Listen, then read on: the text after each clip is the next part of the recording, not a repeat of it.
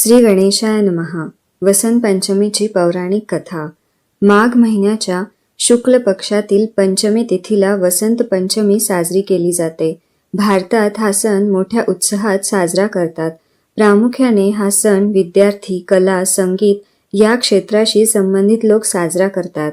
या दिवशी शाळा आणि महाविद्यालयामध्ये सरस्वती देवीची पूजा आराधना केली जाते. असं म्हणतात, या दिवशी सरस्वती देवीची पूजा केल्याने व्यक्ती बुद्धिमान व एकाग्र होते. पौराणिक कथेनुसार वसंत पंचमी आणि सरस्वती पूजन करण्यामागे अत्यंत रोचक कथा आहे.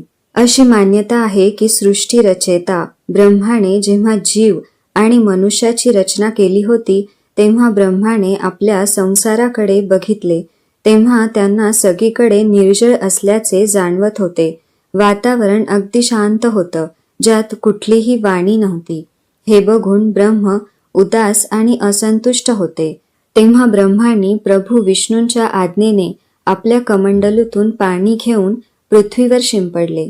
धरतीवर पडलेल्या त्या पाण्यामुळे पृथ्वीवर कंपन झाले आणि एक अद्भुत शक्तीच्या रूपात चतुर्भुजी अर्थात 4 भुजा असलेली एक सुंदर स्त्री प्रकट झाली. त्या देवीच्या एका हातात वीणा, दुसरा हात वर मुद्रेत आणि इतर 2 हातात पुस्तक आणि माळ होती. ब्रह्माने त्या स्त्रीला वीणा वाजवण्याचा आग्रह केला. तेव्हा वीणेच्या सुरांमुळे पृथ्वीवरून सर्व जीव जंतूंना वाणी प्राप्त झाली. त्या क्षणानंतर देवीला सरस्वती असे म्हटले गेले. त्या देवीने वाणीसह विद्या आणि बुद्धी दिली.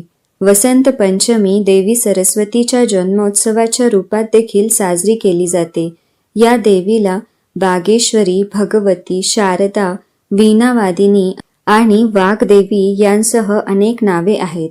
संगीताची उत्पत्ती केल्यामुळे तिला संगीताची देवी म्हणून देखील पूजले जाते.